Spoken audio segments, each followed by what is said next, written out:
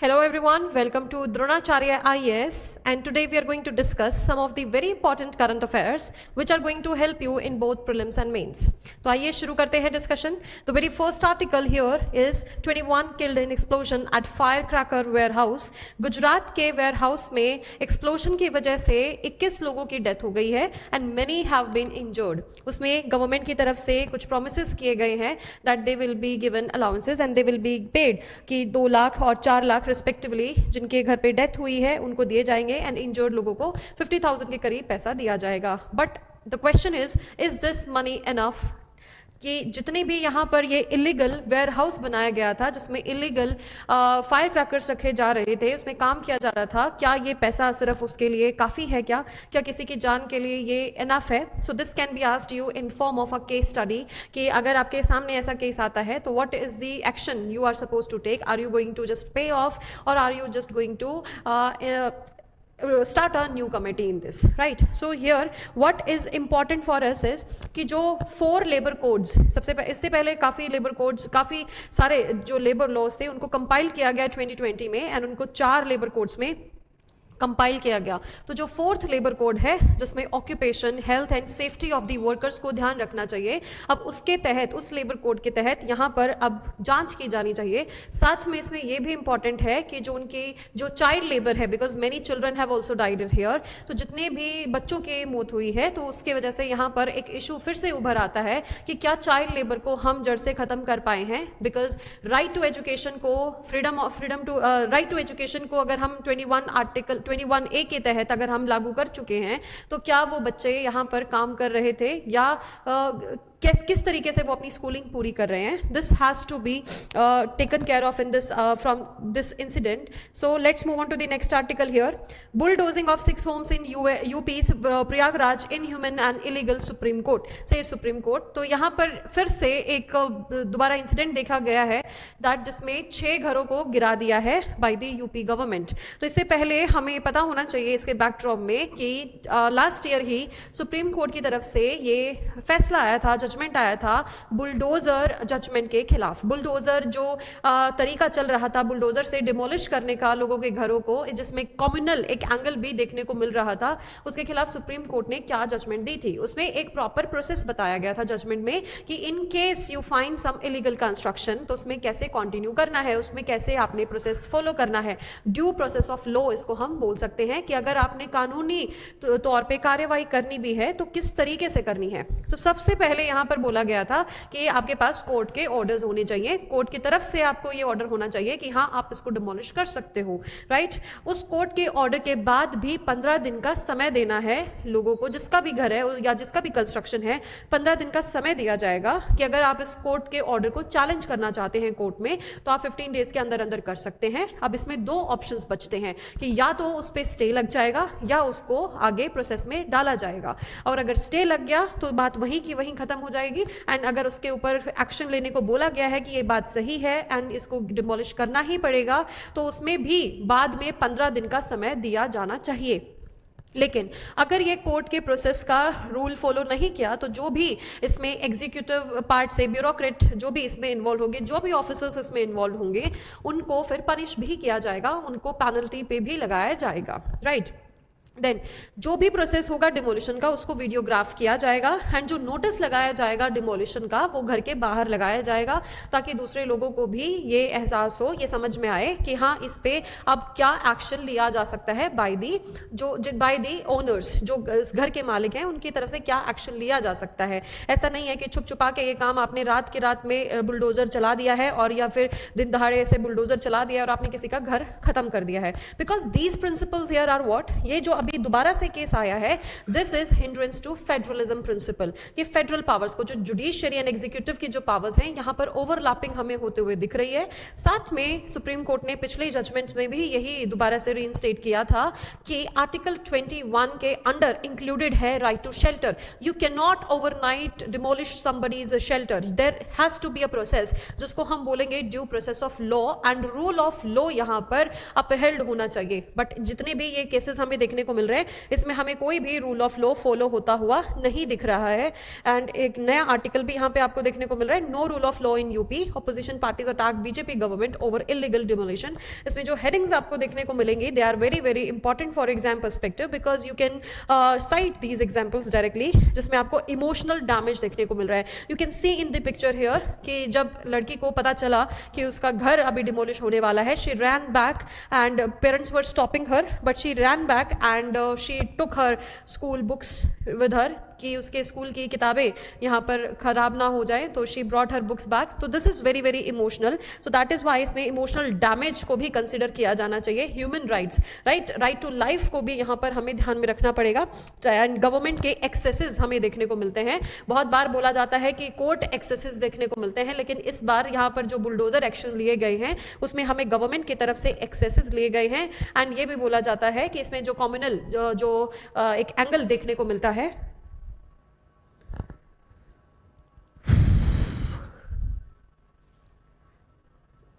Okay तो इसमें जो एक कम्युनल एंगल देखने को मिलता है वो भी इसमें ध्यान रखना चाहिए। एंड इसके ऊपर सुप्रीम कोर्ट का दोबारा क्या कहना होगा, क्या जजमेंट आएगी, क्या एक्शन लिए जाएंगे ऑफिसर्स के ऊपर, वो यहाँ पर इंपॉर्टेंट रहेगा।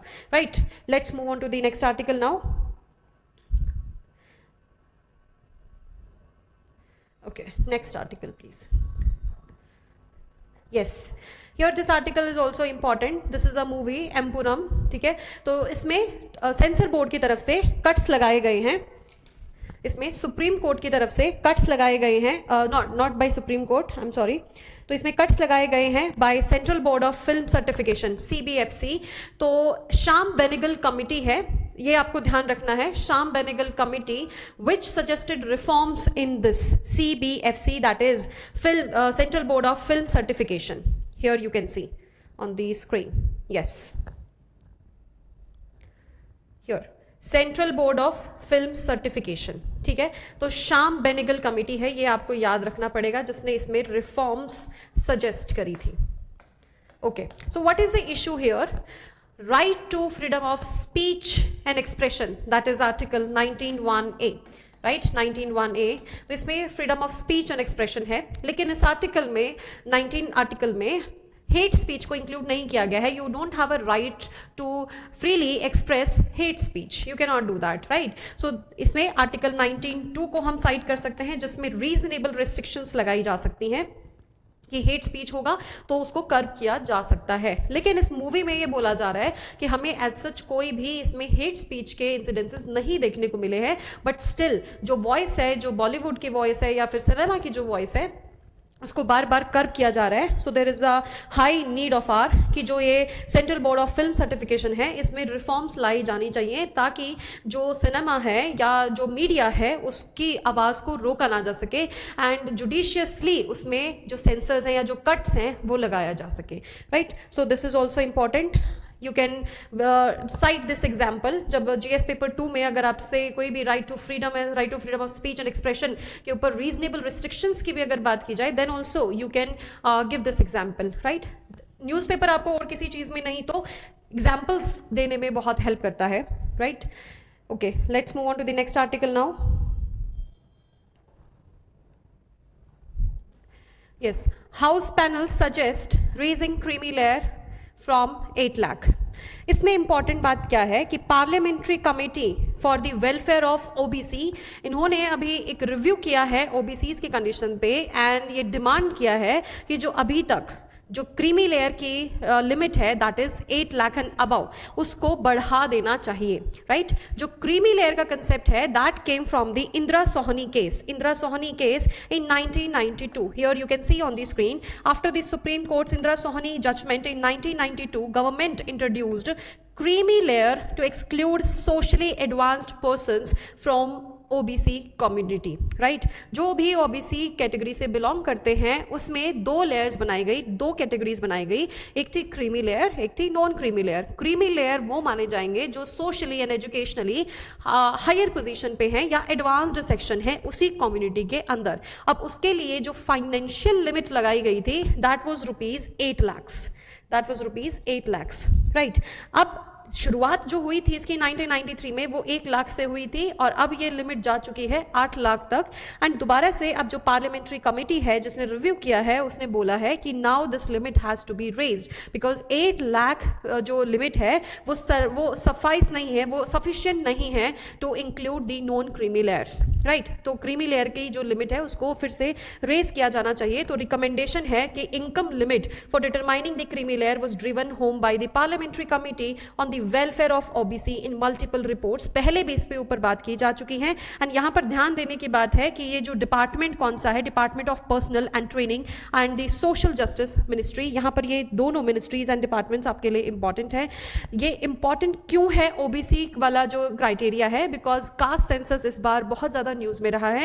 And today also we have a article regarding census, तो जिसमें दोबारा से कास्ट सेंसस हो तो उसमें जस्टिफाई किया जा सके कि कितने लोग बेनिफिशियरी हैं कास्ट बेनिफिट्स के, कास्ट रिजर्वेशन के, एंड काफ़ी ज़्यादा लोगों को इसमें इंक्लूड किया जा सके। जो रिजर्वेशन बेनिफिट्स हैं या गवर्नमेंट के तरफ से जो बेनिफिट्स मिलते हैं वो ज़्यादा से ज़्यादा लोगों तक पहुंच सके, इसमें ये इंपॉर्टेंट रोल प्ले करता है। सो दैट इज़ वाई अगर हम लिमिट बढ़ाएंगे तो ज़्यादा लोगों को नॉन क्रीमी सेक्शन में लाया जा सकेगा। इसकी हेल्प से जो लोग हैं वो रिजर्वेशन बेनिफिट्स उठा पाएंगे ओबीसी कम्युनिटी के, and they would also have other benefits which have been provided by the government to the OBC communities, right? Okay, let's move on to the next article. Okay, just a second.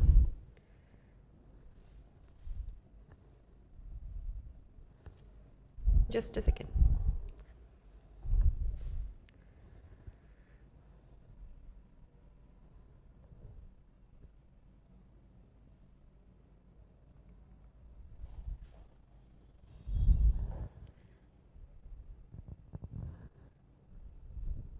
Yes, we were discussing this House panel suggests raising creamy layer. Now we are going to discuss next article, that is Xi Jinping calls for elephant dragon duet on 75th anniversary of ties between India and China. This is very very important for this year. Why? Because this is the 75th anniversary. जैसे 50th anniversary होती है, 75th anniversary है किसी भी event की, या 25th anniversary या 100th anniversary है. These timelines are important. So this year we can expect a question in mains from in IR international relations में हम एक्सपेक्ट कर सकते हैं चाइना और इंडिया के रिलेशन। ऑल्सो प्रीलिम्स में ये क्वेश्चन कैसे पूछा जा सकता है, इट कैन बी आस्क्ड कि elephant dragon duet often seen in news, recently seen in news is related to which both countries.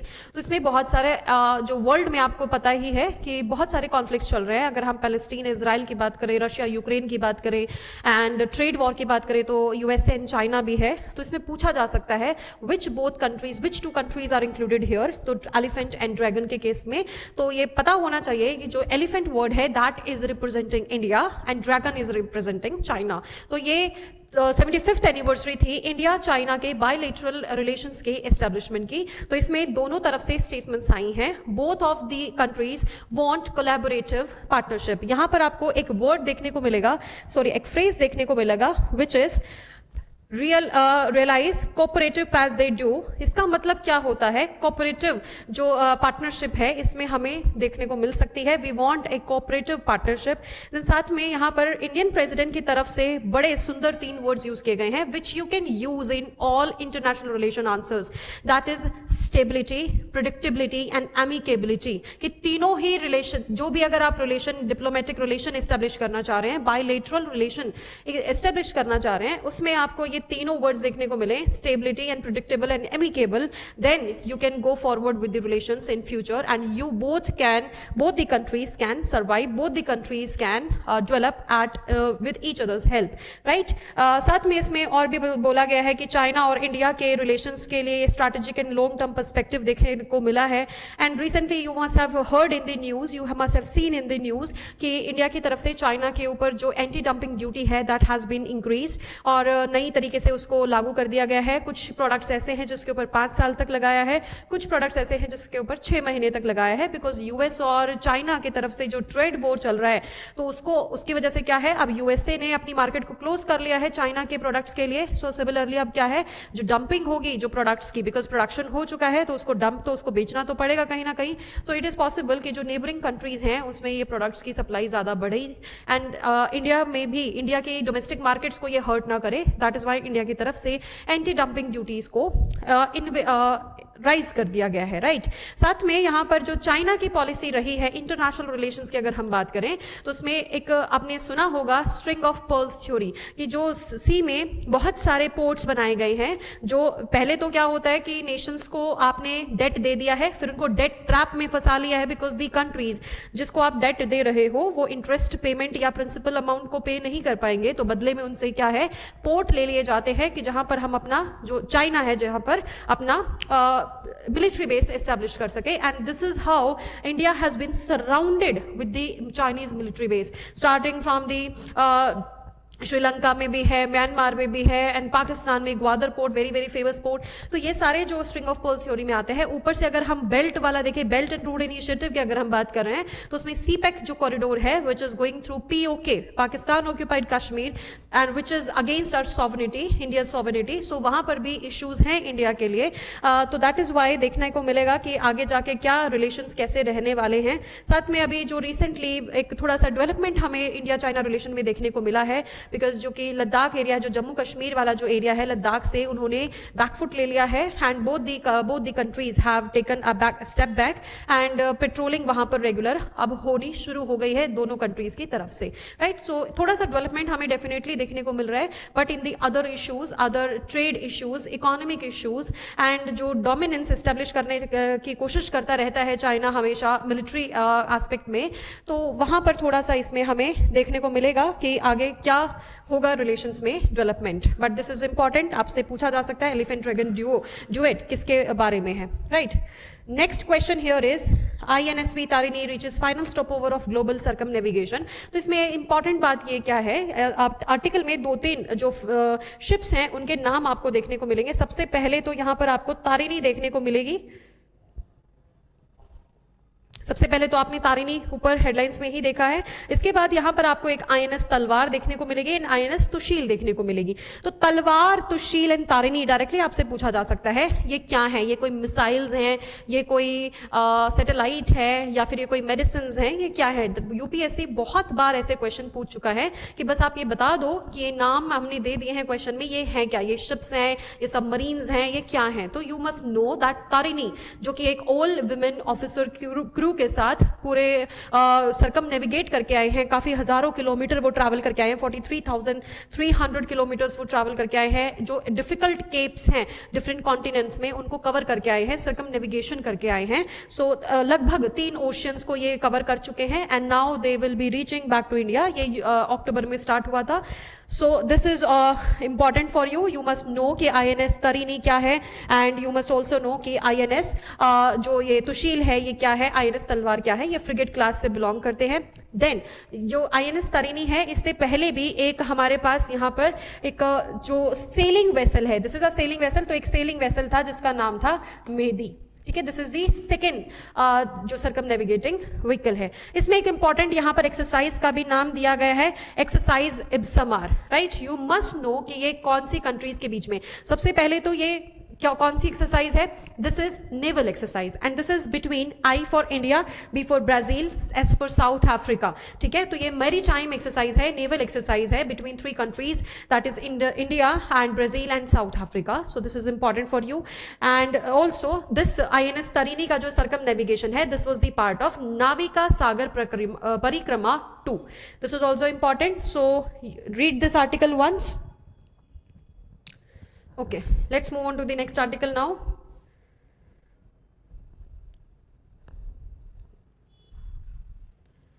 Yes, this article is important here. Let's see this.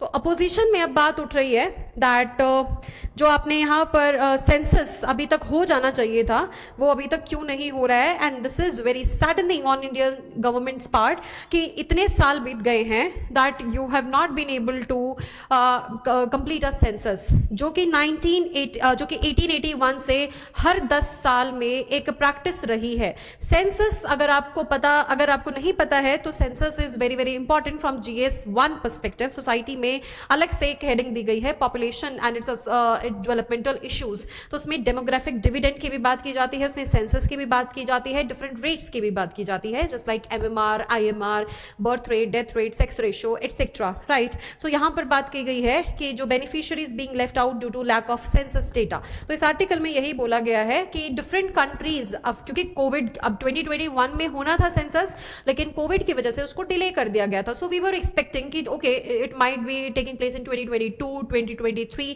because all the economic activities, all the other activities have resumed, but the census has not taken place. We were assuming that it is our delay because ये political जो आपकी opportunism है इसको use कर रहे हैं, politically इसको choose कर रहे हैं कि हम census ना कराएं, because अब ये करा दिया जाता तो delimitation commission को भी दोबारा से देखना पड़ता and जो constituencies हैं उसमें seats का हेर फेर होता, so that is why it was avoided, it was expected, but still there are no talks about census. So census क्या होता है? Census is a collection of demographic data जिसकी वजह से हमें various social and economic indicators of the population पता चलते हैं, right? And it can also give us some information about the caste census, caste data के बारे में भी पता चल सकता है। उससे ये भी पता चल सकता है कितनी बेनिफिट्स हैं जो गवर्नमेंट की तरफ से स्कीम्स हैं वो कितने लोगों तक पहुंच पा रहे हैं, right.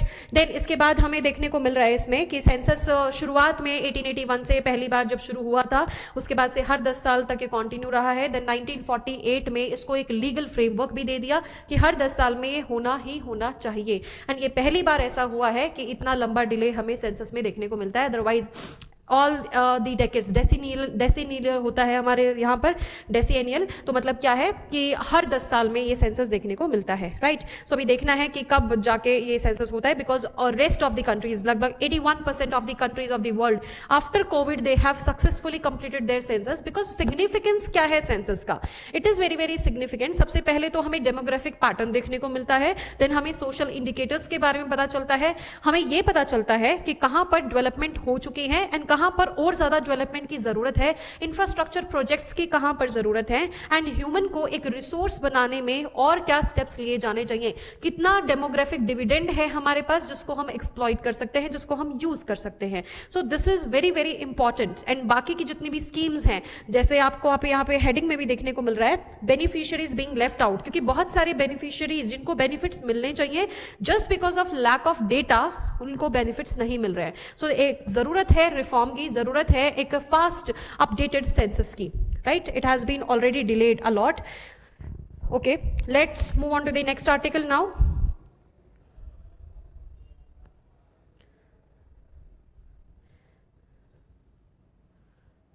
I think yes, next articles.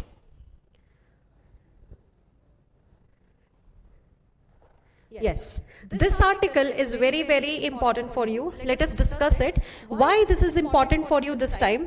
Because इसमें बहुत सुंदर words यूज किए गए हैं इसको डायरेक्टली यूपीएससी आपसे पूछ सकता है, ठीक है। तो ये वर्ड्स इसमें सबसे पहले तो हमें पता होना चाहिए आर्टिकल किसके बारे में है। ये छत्रपति शिवाजी के बारे में है, जिनको माना जाता है कि उन्होंने मराठा किंगडम की नींव रखी थी इन दी 1640s, एंड कैसे उन्होंने जो मुगल एक्सपेंशन है उसको, औरंगजेब का जो मुगल एक्सपेंशन था उसको कैसे चैलेंज दिया था, एंड साथ में कैसे उन्होंने एक मराठा किंगडम जो इतना पावरफुल किंगडम है उसको एस्टैब्लिश किया था। साथ में आपसे बस directly towards the end of this article एक यहाँ पर लाइन दी गई है that is related to the, just a second, यहाँ पर एक आपसे बात की गई है dynamic socio economic changes that earn Shivaji the moniker शककर्ता।